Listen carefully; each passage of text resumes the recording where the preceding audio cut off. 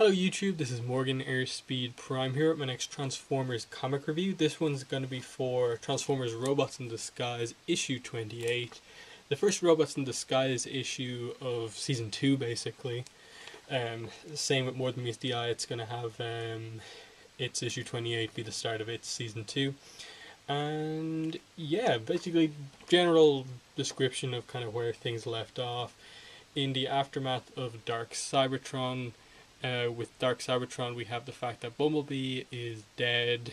He was killed by Shockwave, and then Megatron and Optimus teamed up together and talked Shockwave down, and then kind of together kind of killed him, technically stopping the whole Dark Cybertron incident. But yeah, we're left with basically Optimus leading a team of Autobots to Earth for some reason that we don't quite know yet. One reason I think would be just that he Starscream's obviously rightly in charge because the people voted for him, and he doesn't want to stay there and just take over command there. So he's leading this team of Autobots to Earth. The exact reason obviously hasn't really been stated yet, just that he kind of wants to go back. But that's the basic kind of setup for this. Arguably, of the three books, kind of has the least setup and kind of leaves you with the most kind of like massive questions among Robots in Disguise, Windblade, and and More Than Meets the Eye. But anyway, yeah. Let me get into actually talking about the book. I'll start with covers.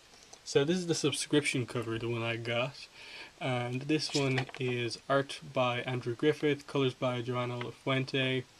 And yeah, I got this one because I just like it. It's a group shot of the main characters of Robots in Disguise. As I talked about Windblade, I like my first issues of like new series or like seasons or whatever you want to call them, to basically be kind of general, this is what it's about. The standard cover A is actually just Casey Collar's artwork of Optimus Prime. Then we've also got Olivia Ramondelli Optimus Prime image, but I would have been happy with the Casey Collar. I think it's a really nice image of Optimus. Olivia's one is fine, but not amazing. Best way to say that, but other than that, it's fine. But yeah, we have Robots in Disguise, written by John Barber, art by Andrew Griffith, colours by Josh Perez, and we also have flashback colours by Joana Lafuente. Letters by Tom B. Long, editorial assistant Rebecca Huard, and editor Carlos Guzman. So yeah, start off with the same previously page as the other two books, basically saying who's gone where. We also have a 6 month later page as well. And we actually open up with Thundercracker in this book, which is really interesting. But I'll start with my general thoughts on this issue. I really do like this issue. I like all of the opening issues of season 2 of everything. This one kind of comes out bottom, but it is still really good. I just like the uniqueness and character focus of Windblade a lot, and More Than Meets the Eye just continues to be amazing. This one, because it's such a big change up, you go from basically having Bumblebee be your main character to having Optimus, and while you have some of the Robots in Disguise characters here, none of them are your standard Robots in Disguise characters really, apart from maybe RC a little bit. But so it's a big change. It really even more than the other two books. This feels like an issue 1. Just because the cast is so different, the goal of this series is so different, and just the setup is the same.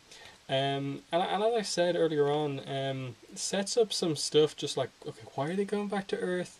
And then just in general, a lot of like mysteries that will have to be explored over the course of this first arc of issues.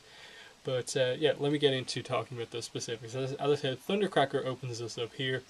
Obviously, he was one of the only Cybertronians to stay on Earth, and I believe this has been since All Hail Megatron and also the original ongoing, the 2009 ongoing. He just stayed there and didn't leave, because he actually found he liked Earth culture and kind of became obsessed with television. I think is the main story of Thundercracker up to now, and we see that he's become even more obsessed with television when he actually has basically made himself a writer. He's been the humans are letting him stay in his kind of house thing that he's living in, just this kind of warehouse basically that he's living in. He just has loads of TVs, watches TVs, and now wants to be a writer. And we open up with him basically just giving us this TV pitch, and it's for like a sitcom, and you can tell that okay, he's watched a lot of bad television here. Like the characters,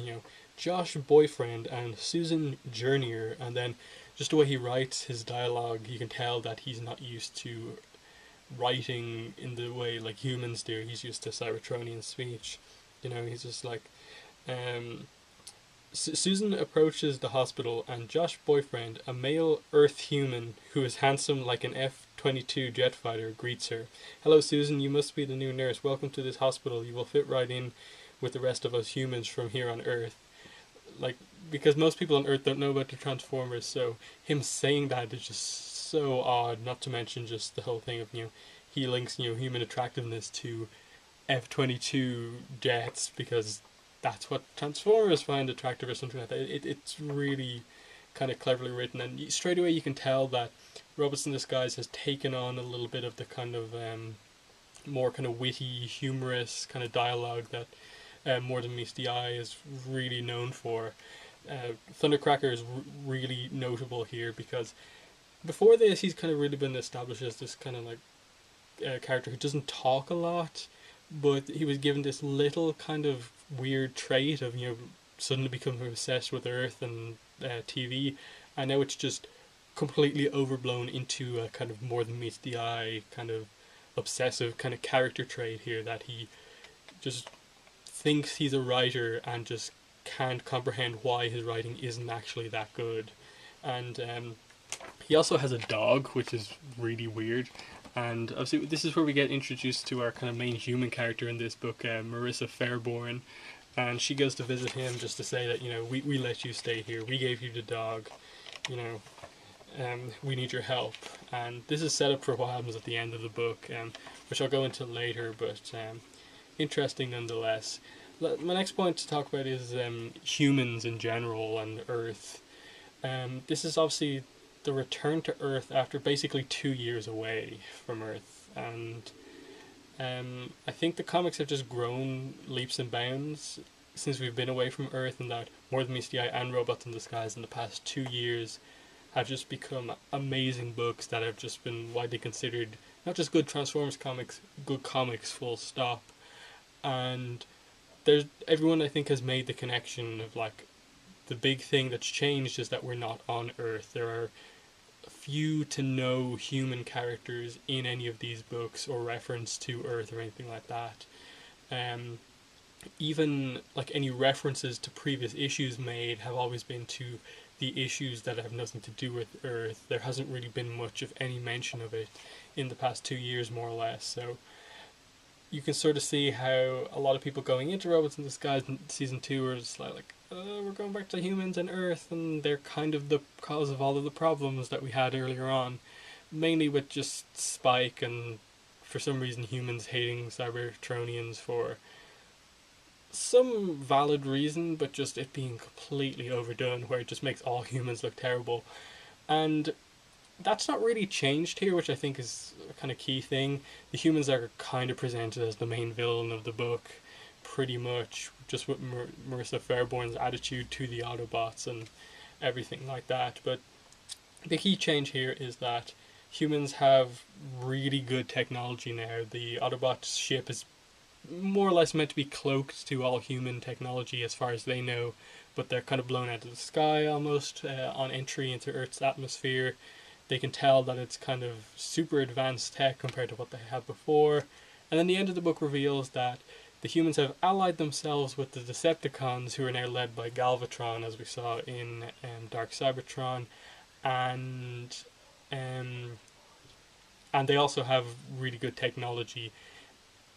I assume the Decepticons and the humans have kind of teamed up and have helped each other with technology. You can sort of tell by the actual fight scene that takes place that the the Decepticons seem to transform into the vehicles that the humans have. So you can see Galvatron there, and you can see the giant gun in his back, and we know Galvatron for the most part turns into an artillery gun, and then you can see the humans are driving an artillery cannon thing that looks exactly like that. So they've kind of helped each other out there, and I assume the Decepticons will have some jets that look like that. But either way, the humans now have technology of their own that can, we assume, take out Transformers. And the big thing that they say here is that you've allied yourself with Megatron. We know he's an Autobot now, and we now think you are evil now that the Autobots have effectively become Decepticons because Megatron has had a change of heart, while the Decepticons, who were the evil doers, are now kind of going with the humans. So there's definitely some interesting setup here, because obviously Prowl has come with Optimus to Earth as part of the team. We haven't seen them yet, but I think Prowl has brought his Constructicons with him, because obviously that's a thing now and that's part of the team. And then going back to All Hell Megatron, Devastator was like a huge plot point in that, like, he destroyed an underground like tunnel system and killed a lot of humans, and it was, everyone knew that it was the Green Combiner team that did that. So Prowl, if that he ever kind of shows that he's allied with them, or just the Autobots show that they're allied with them, that's going to be a big issue for the humans as well. Not just that Megatron, who's not even here, is known to be allied with them. So there's some interesting kind of political stuff going on. But again, the key thing is that, you know, we have like female Spike Witwicky here, more or less, from the books, female Spike. So yeah, that's that. You know, we don't really know Marissa Fairborn as a character yet, and that's obviously going to be set up in issue 2. I think that's what the description primarily focuses on.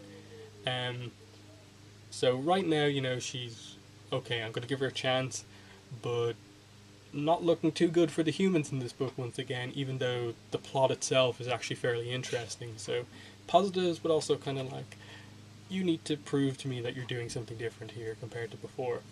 But yeah, I'll move on to my next talking point, which is we get a flashback scene, which is pretty unique. I'm not sure how it's really going to play into everything going on in the book, but the flashback is basically to the fall of Metroplex, and fall is maybe not the best way to describe it, but that's what it says in the book.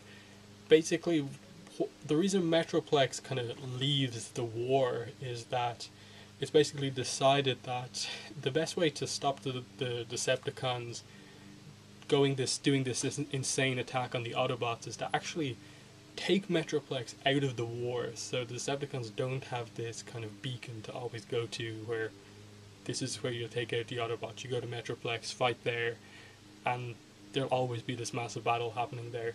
You take Metroplex away, and suddenly the war is a bit more open or something like that. I think that's the logic they're going for here. And Alpha Trion is kind of involved in this flashback. This is basically the start of the whole Alpha Trion goes off with Metroplex to do something, and then there's explanations around here. I think that he knows that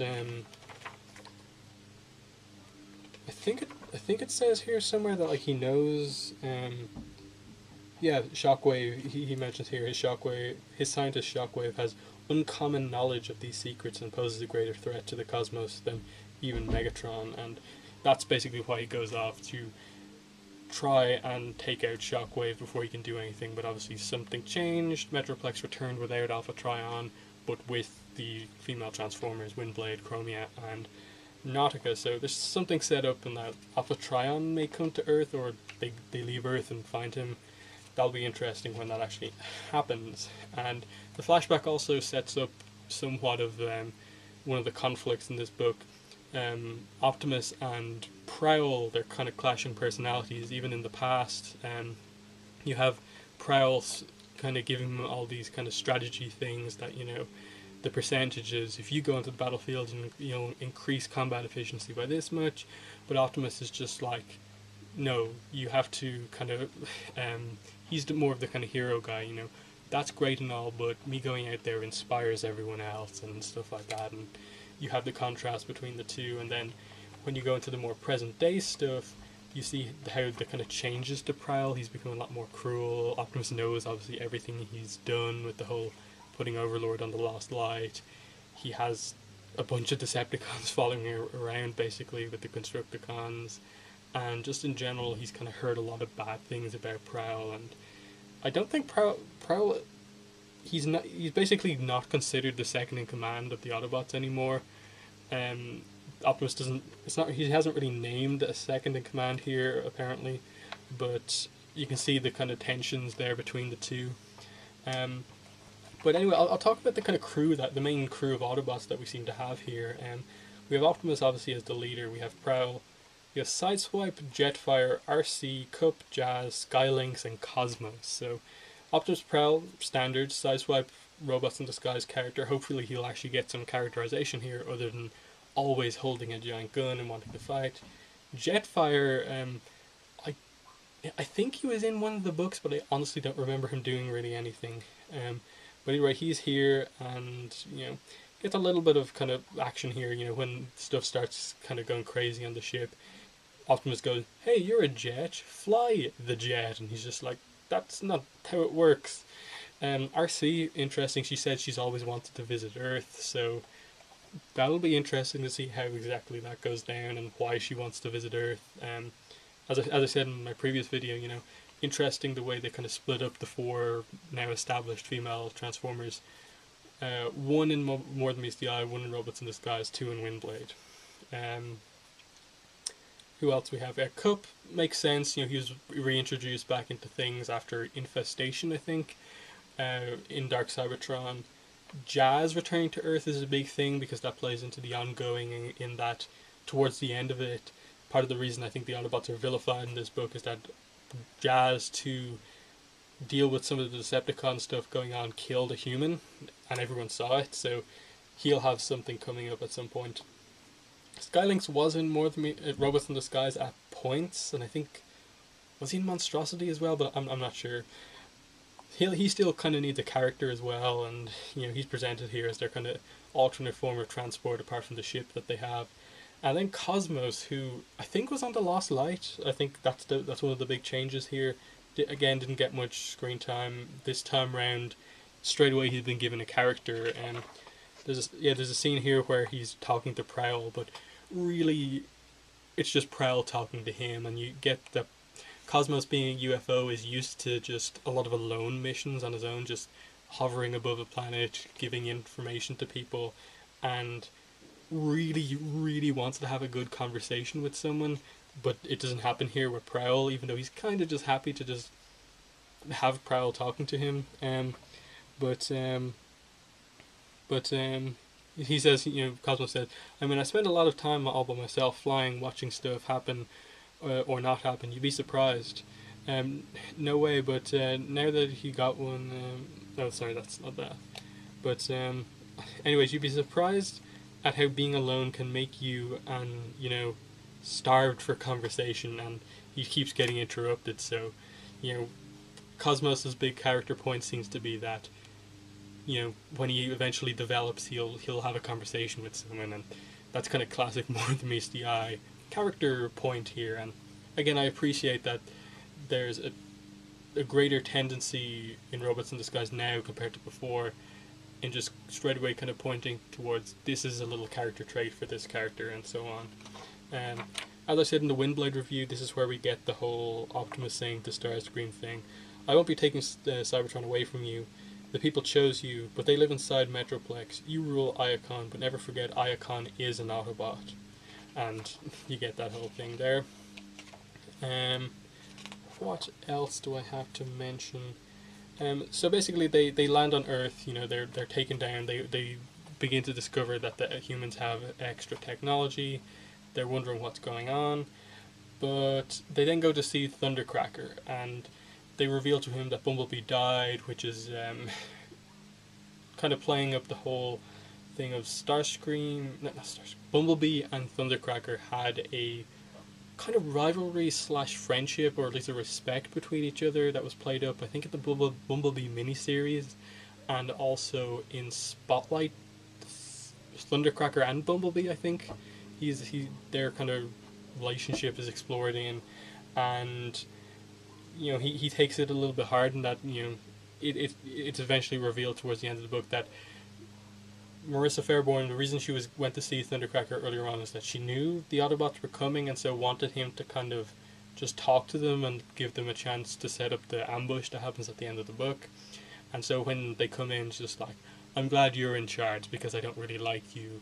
I'm glad it wasn't Bumblebee, and then they reveal what happened.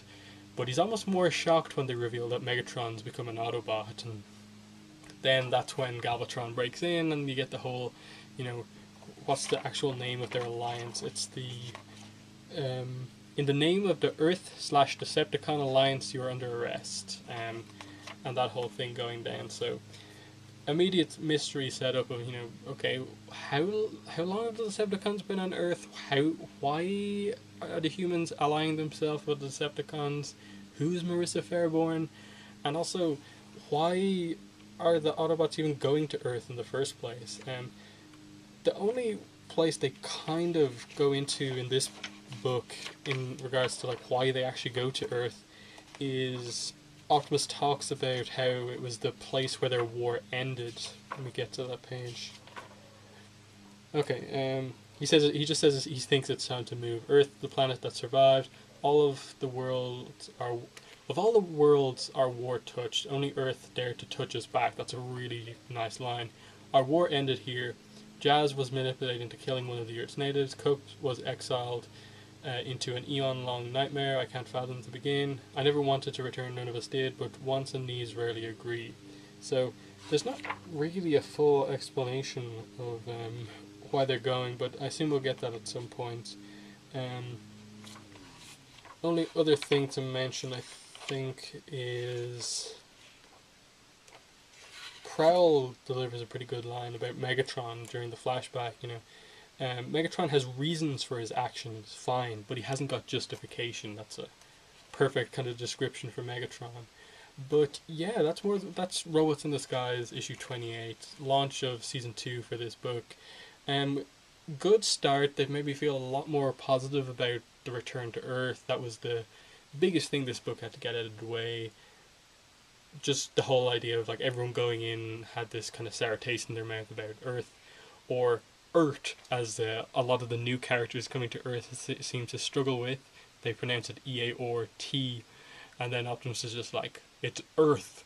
It gets easier to say the more you try it. It's just some nice little jokes, and that's one of the big positives as well. I think just the writing in Robots in Disguise was never bad, but you could tell it wasn't fully kind of character focused, and a lot of the characters rarely got just moments where you could say it was a robot, it was a more than meets the eye character development moment, and it's funny getting some of them. Thundercracker is going to be interesting to see what he does, and then just they've made the humans interesting, but again they'll need to resolve that and make that acceptable. Interesting to see what the Decepticons are up to, but yeah, just some little minor issues just in general. Why are they going back to Earth? Again, remains one of the big issues. I'm just what's going on here? But we'll get it at some point, hopefully. So yeah, that's my review. Good start, and it's made more than meets the eye. Nice continuation. But next issue, issue 29, it has a description. It's called Detonation Boulevard. Who is Marissa Fairborn, and why does she want Optimus Prime dead? More importantly, how did she start working with one of the Autobots' deadliest enemies? Dangerous allegiances form thanks to the terrifying shape the Cybertronians have twisted planet Earth into. So, clearly them leaving didn't put things back to normal on Earth. Things changed because the Transformers were there in the first place. So, yep, some interesting setup. But yeah, that's my review. I'll try and get my More Than Meets the Eye review out tomorrow, but tomorrow, of course, is Free Comic Book Day, and if I manage to get the book, I'll probably be putting up a review of the Avatar free comic on my channel. I'll probably get the Transformers versus G.I. Joe comic, though I have very little interest in G.I. Joe, so I probably won't review it. So yeah, I'll try and get those 2 reviews out if I can, but as I said, I will be going to Free Comic Book Day. I may not have enough time, but I'm going early, so I'm hoping I do. So thanks for watching this video review, and bye.